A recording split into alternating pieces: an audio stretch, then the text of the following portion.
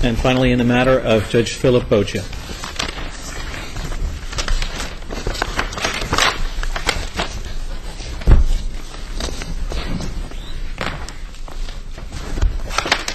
May we have appearances, please?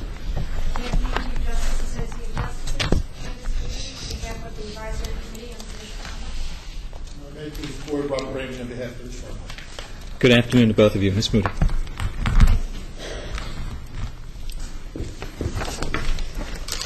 A long-standing and fundamental principle governing the judiciary in New Jersey is the total separation of judges from politics in both fact and appearance. Canon 7 of the Code of Judicial Conduct reflects this principle in its prohibition against any political involvement by judges. Specifically, Canon 7A4 prohibits a judge from soliciting funds for or paying an assessment or making a contribution to a political organization or candidate. Guided by this principle, the committee determined that the uncontested facts of this case demonstrate a violation of Canon 7A4, Rule 2:15-8A5 and 8A6. The undisputed facts are these. 4 political contributions were drawn from respondent's firm's business account while respondent was a part-time municipal court judge. The political contributions were attributed to respondent's firm, Durkin and Boggia, and in one instance to respondent personally, as reflected in the reports filed with the Election Law Enforcement Commission, which are readily available to the public. The issued checks reflect the firm Durkin and Boggia as the payor, and respondent is one of only 2 partners in the firm whose last name is featured in the firm's name. Under these facts, the committee determined that respondent cannot avoid responsibility for the political contributions made from his firm's business account by simply indicating that he was not aware of them and did not issue them. The issue is not if respondent knew of the contributions, but how those contributions were perceived by the public. The grievant in this case attributed responsibility for the contributions to respondent and had no knowledge of respondent's professed ignorance of them. Such an appearance unavoidably raises questions about respondent's susceptibility to political influence, which is adverse to the public's right to an independent judiciary. In recommending that respondent be publicly admonished, the committee balanced the absolute prescription against judicial involvement in politics with respondent's testimony that he was unaware of the political donations. The committee ultimately concluded that the appearance of political involvement by respondent could not be overlooked or ignored. In reaching this conclusion, they relied on the fundamental principle dating back at least 30 years that judges and politics do not mix in either fact or appearance. Here, because minimally the appearance of political involvement by respondent was created, the committee recommended the imposition of public discipline. Is there anything in the record that is contrary to the testimony that was offered that when a judge became a part-time municipal court judge in 2004, he gave strict instructions to the law partner and the office staff to stop making political contributions? Is there anything in the record to contradict that testimony? Yes. No, there is not. So we're faced with two issues here: the appearance question that you raise, and how we might stop these contributions from going forward, and perhaps not penalizing individuals who took steps to prevent that from taking place. Is there another mechanism to ensure that appearance issues are not raised and that the contributions of this sort cease? The committee didn't consider that issue. In this particular case, of some concern, though, was the fact that we're talking about a 2-person firm, a joint business account, and presumably, although the instruction was given by the respondent judge to cease political contributions, that didn't happen. And we're not talking about 1 but 4 political contributions. So the fact that the respondent wasn't aware of these over the course of several months was disturbing to the committee. What else could the judge have done other than instruct his partner that he could not be a party to any political contributions? From the committee's perspective, I think they would have liked to have seen a little more monitoring by the respondent judge. We can't be guided by what a committee may have liked. We have to deal with the real world. You have a part-time municipal court judge who has, I assume, a full-time law practice. He is partnered with someone else. he tells his partner, do you understand that as part of my being a municipal court judge, I cannot be involved in political activity at all? None whatsoever. His partner says, I understand that. 4 checks are paid on the partnership account under the other partner's name. The other partner certifies that the judge knew nothing about these political contributions, was not involved in them, and yet we want to sanction the judge? Yes, because the appearance that was created to the public is that the judge endorsed these political But he contributions. didn't create the appearance. It's, even assuming that that's correct, that there is an appearance, he wasn't responsible for it. Well, Are you in essence saying that we should hold judges strictly liable in such circumstances? Is that the position? no, the position of the committee is that under these facts and this circumstance, I think it's a fact-by-fact basis, and in this case, we have facts that indicate that a strong appearance was created. There may be This- a strong appearance, but you don't have any mens rea on the part of the municipal court judge. No, we So are don't. you saying that under these circumstances, because of the appearances, a judge should be held strictly liable? In this case, the committee felt that this judge should be held responsible. Okay. Regardless of the fact that he didn't know what his partner was doing? Correct. Tell us Counsel- again. Excuse me. Go ahead. Counsel, was there any evidence that the judge knew after the check was mailed or sent that his partner had performed the deed that we're talking about? Was No. that part of the record? The record indicates, based on the testimony of the judge, that he was not aware that these checks were issued until he was notified by the committee that it actually occurred. All right. Thank you. You were suggesting earlier that the judge's additional responsibilities in this case were what? What should he have done? Well, other than simply tell his partner that no more political contributions could be made, he should have monitored his joint business account.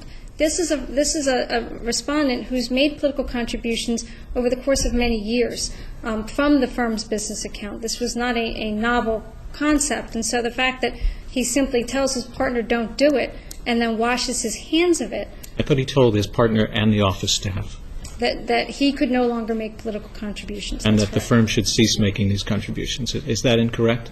Well, the certification from his partner, Mr. Durkin, if I recall correctly, indicates that the judge instructed that he could no longer, he being the judge, could no longer make political contributions.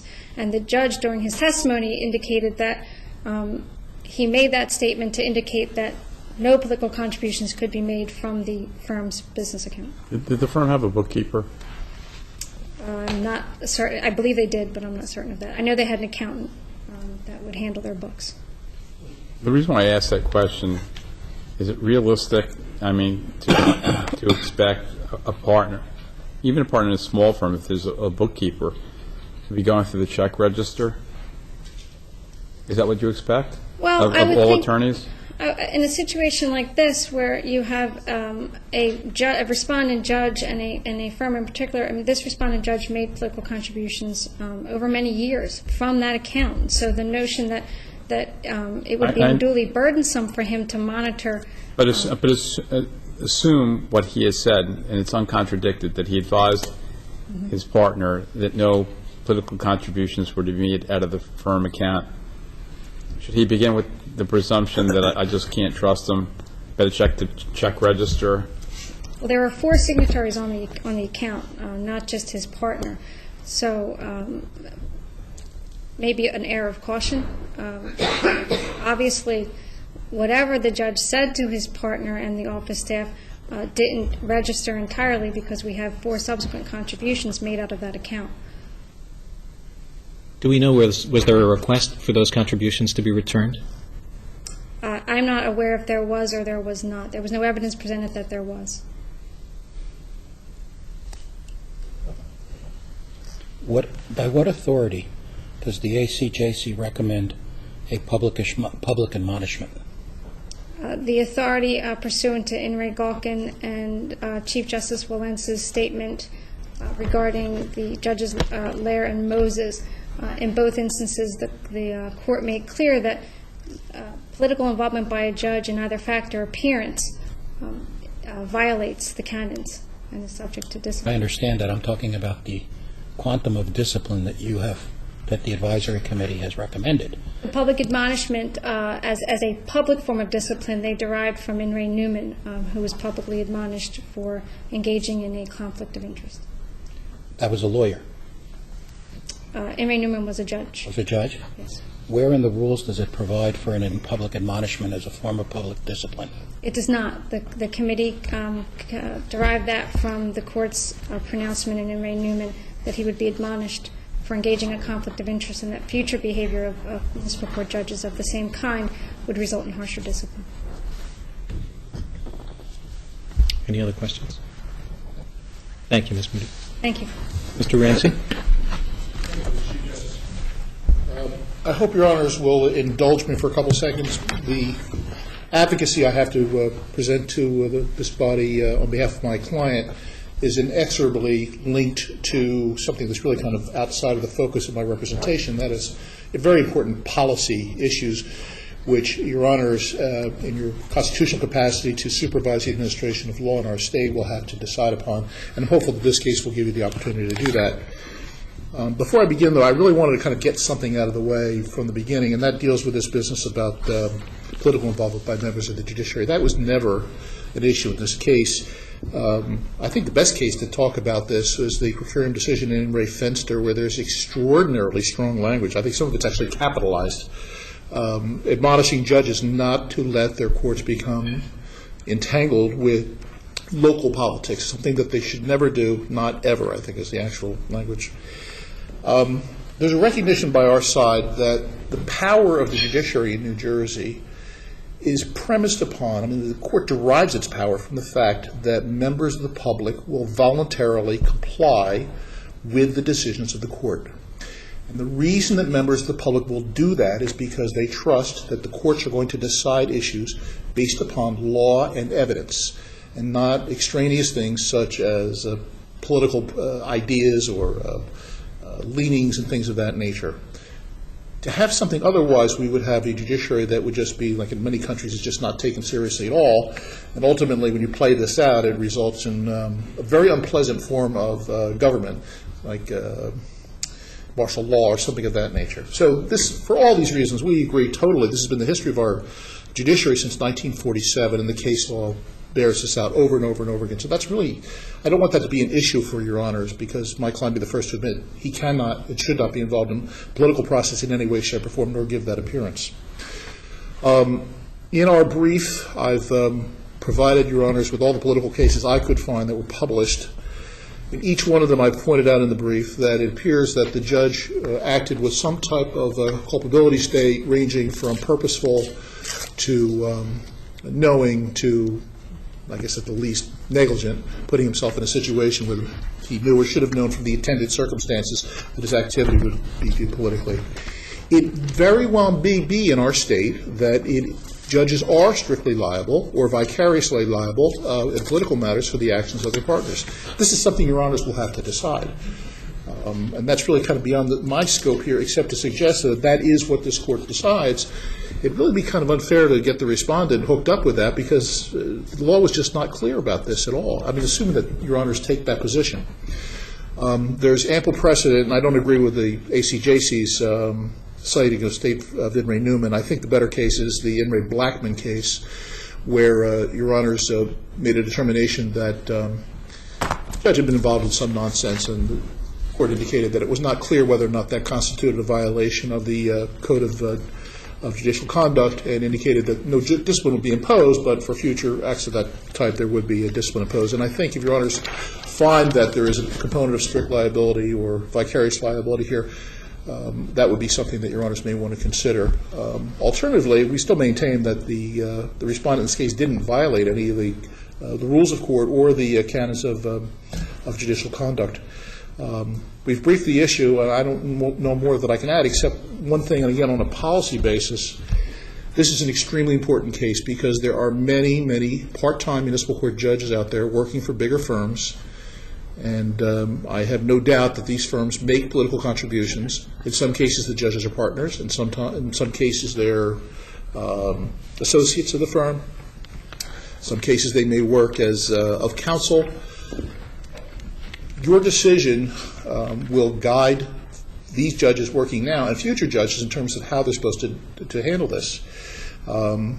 It's just something that really has to be resolved and put out there so that everybody's clear on what your obligations are in the future. And that's what I'd ask Your Honors to do today.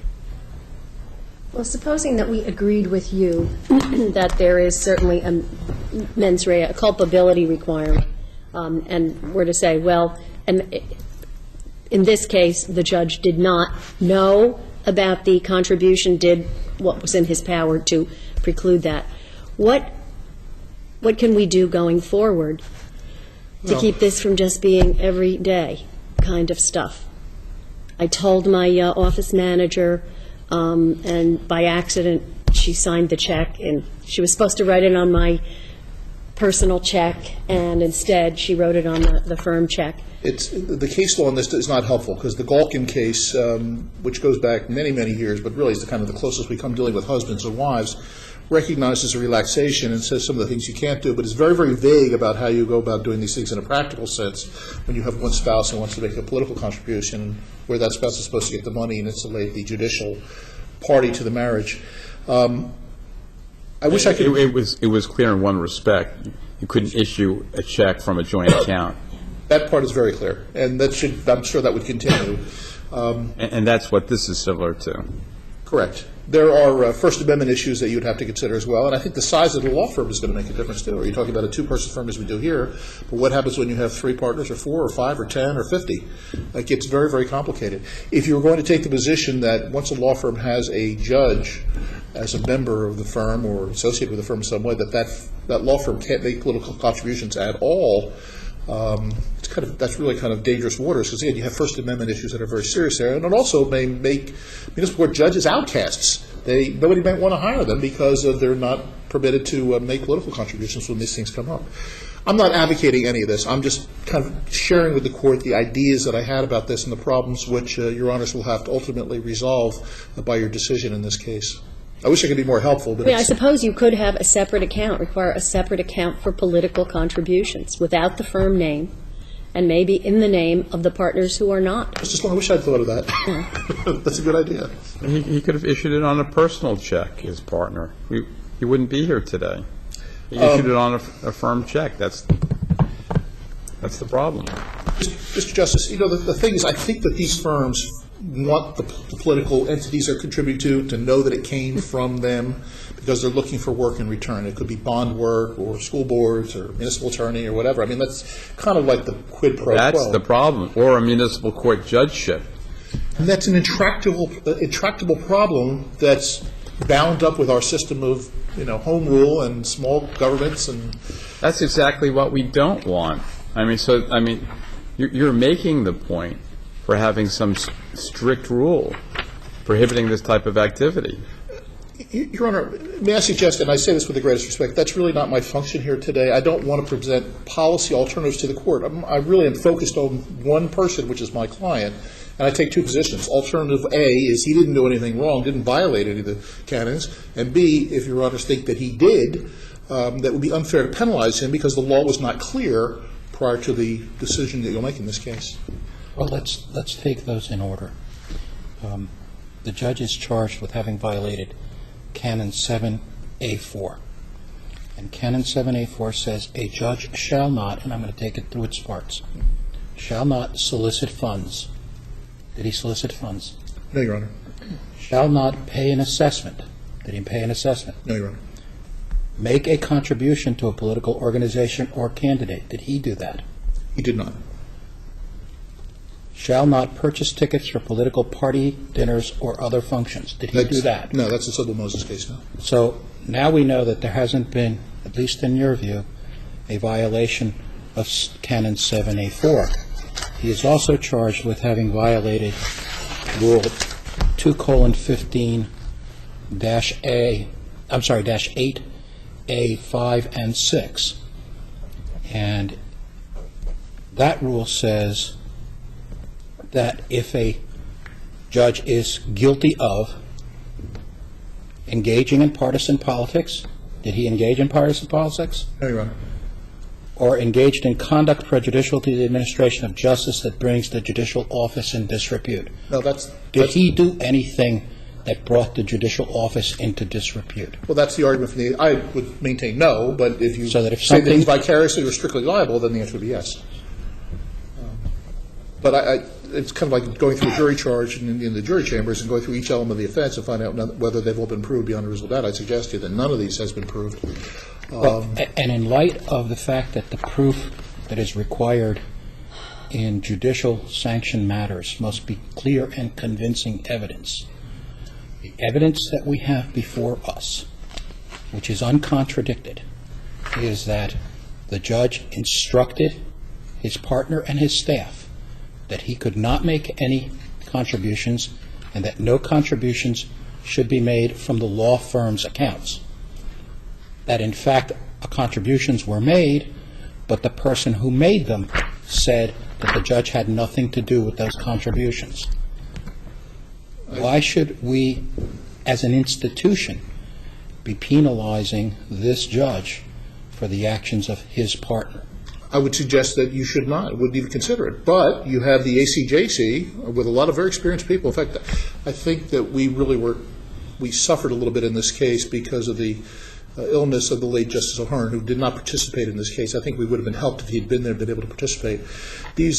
But they take the position, from reading it, that it's a strict liability offense. I think it is vicarious liability.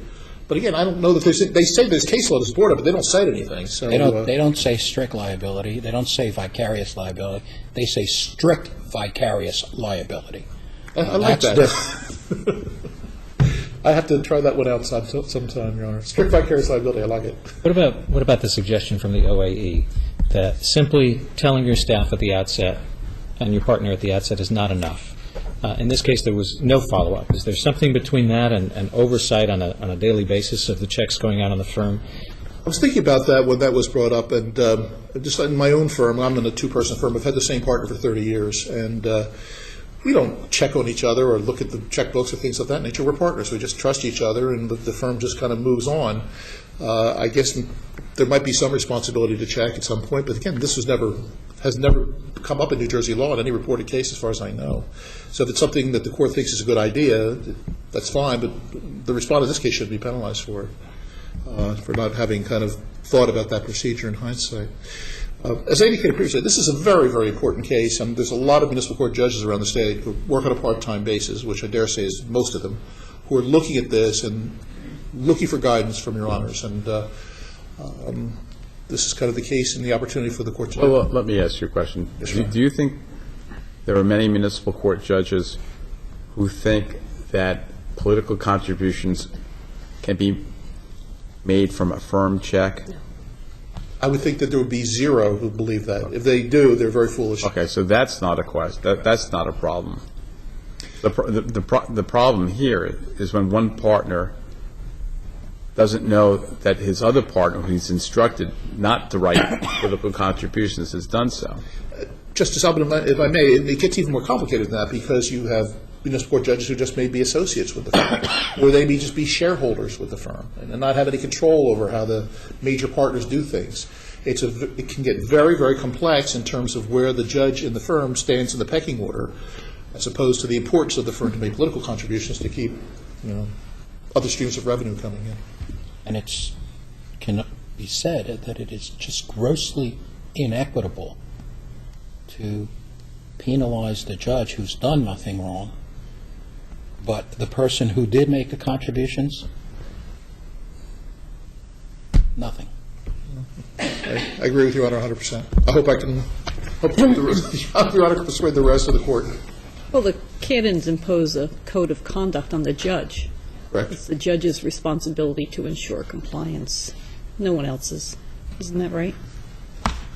I don't necessarily agree with that but this is for Your Honor should know, I wrote a book on New Jersey judicial discipline, and my sense is that in most instances, judges are strictly liable in attorney discipline matters, or excuse me, in judicial discipline matters. Mm-hmm. That seems to be the kind of the philosophy that goes through it. Just judges are held to such a high standard.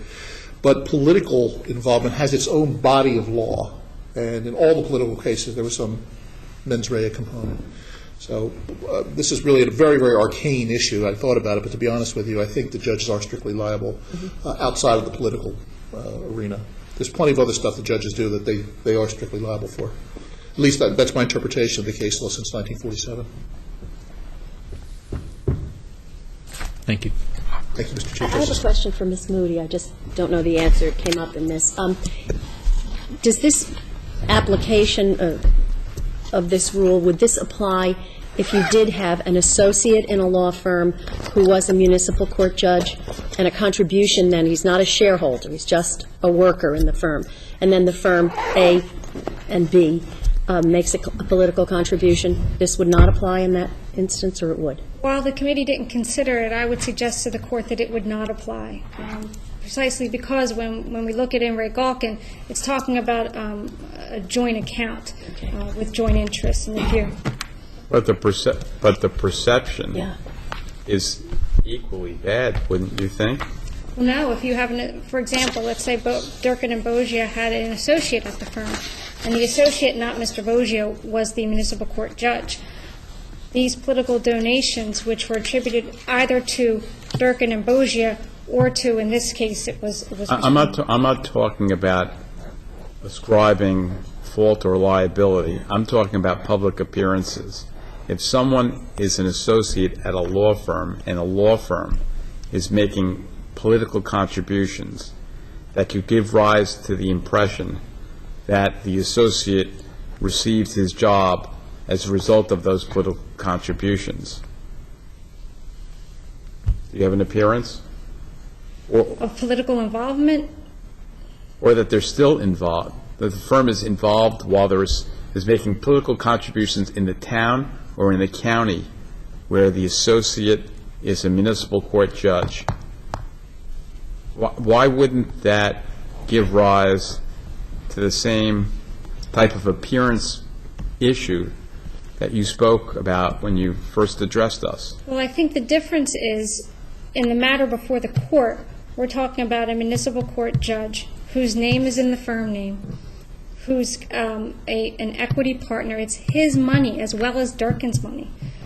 Where you have an associate who's affiliated with a firm who makes political donations, that doesn't necessarily rise to an appearance. But I think what Justice Albany is trying to get at is the vast majority of the lawyers in this state operate either as solo practitioners or as part of a very small law firm, and that oftentimes the nice distinctions we're drawing here between partners and associates are not made by the public at large.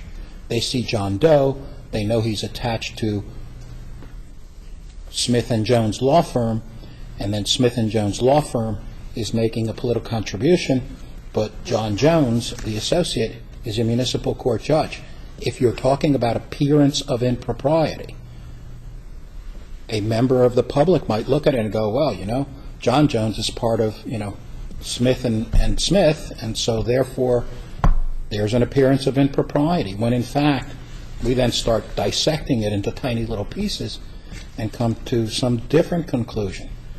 And I guess the point, or at least the way I took Justice Albin's question, is how do you draw the line when what seems to be the motivating factor here is this appearance of impropriety that seems to be pretty hard to put your arms around? I think the line, at least for the committee's purposes, was drawn in Galkin when they talked about a joint account. That this.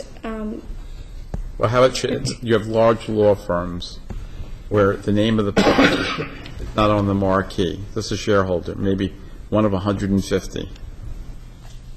His name isn't on the check. I agree. The issue of an appearance would be more tenuous than it is in this case. And here, if Mr. Durkin had used a separate account with solely his name on it, there would not have been a problem. That's correct. So you're saying that if Mr. Durkin was in a 150-partner law firm and the political contributions were written on the firm check where his name didn't appear, he might not have a problem? He might not be before us today? Mr. Boggia? Mr. Boggia, I'm sorry. I think the appearance issue would be more tenuous, because the That's facts very that the committee relied upon included that the firm Durkin and Boggia, or in one instance, responded himself. The contributions were attributed to either the firm, in which he is a named partner, or the respondent himself. This does not sound like a satisfying distinction. I appreciate the court's struggle. I can only tell you that the committee looked only at the facts of this case, and their presentment is narrowly drawn to the facts of this case. It just can't be that if you're in a small law firm, political contributions can't come out of the firm account, but if you're with a large law firm, they can. Well, And your partners I in think both. the appearance issue would be more tenuous. I don't necessarily know if the edict would be, if you're in a small law firm, you can't, but if you're in a large law firm, you can. I don't know if that would ultimately be the outcome. To follow up on Justice Wallace's question a minute ago, if it were a separate account, firm account, in Mr. Durkin's name only, not a problem, even though half of that money, in effect, belongs to Judge Boggia? I understood the Justice's hypothetical to mean that this was Mr. Durkin's account, not a joint firm account, not joint firm money. So your response went to this being a personal account by Mr. Durkin, not a firm Right, account? correct. And how would you answer the firm account? But it's only Mr. Durkin's name. How would you answer that question? Well, then you have if it depends on the appearance that's created. If the donation is attributed solely to Mr. Durkin, then there's no appearance issue in the committee's. If this was the law offices of Mr. Durkin and Mr. Boggia was an equal partner, and the checks were written from law offices of Mr. Durkin, would we be here today? We wouldn't have the same appearance issue. No. But you'd have the same reality issue if the concern is the joint account. Would be, yes, it would be, the concern would be that you're still using money from this judge to make political contributions. Ms. Smitty, you said a couple of times that one of the checks, one of the contributions was listed under Judge Boggia's name. Correct. That check, however, was still on the joint account That's correct. and was signed by Mr. Durkin, not by Judge Boggia. That's correct. So tell us what's the principle, the rule by which we are to gauge a respondent's actions based upon how some other person decides to do an accounting of a contribution. If they put Superman instead of Judge Boggia in their ledger, would we be bringing Superman before us? That just doesn't make any sense to me. I understand your position, Justice. The problem that the committee had was, on these facts, we have at least one member of the public saying, whoa, this judge is making political contributions. I understand that he's not supposed to do so as a The municipal flip court. side of that, if we have one member of the public who made a mistake. And remember that the burden is by clear and convincing evidence, not by a piece of evidence that is subject to more than one reasonable interpretation. But I go back to what Chief Justice Walent said in the Moses-Lair case. The standard here is a harsh one. It's not whether a reasonable person, but whether any portion of the public could fairly construe that this judge is involved in politics. But because the standard is harsh, doesn't mean that we jettison the burden of proof. No, it certainly doesn't, but the committee's position is an appearance was created of political involvement by Mr. Boggia, and that appearance violates the canons pursuant to the case law interpreting political involvement in his. The problem is, the appearance was created by Mr. Durkin. The appearance was created by him. And I don't think that you can look at what Chief Justice Walent said in Moses and Lehrer without laying it on to the backdrop of volitional acts, volitional political acts. They chose, they bought whatever it was, I forget, there were tickets to a political event, the inauguration. They chose to purchase the tickets and to attend. I have no difference of opinion from Chief Justice Walent that it created an appearance of impropriety, but the problem is who created it. Does the committee know if the amounts that were written from this account and charged to partner of Judge Boggia were actually attributed on an income tax basis to that partner? They do not. So we don't know if, in fact, really some of this money was Mr. Boggia's. Well, we know it came from the firm account, of which he is an equity partner, so. But that's, But no, I cannot answer the Justice's question. I do not know. Any other questions? Thank you. Thank you. Court is in recess.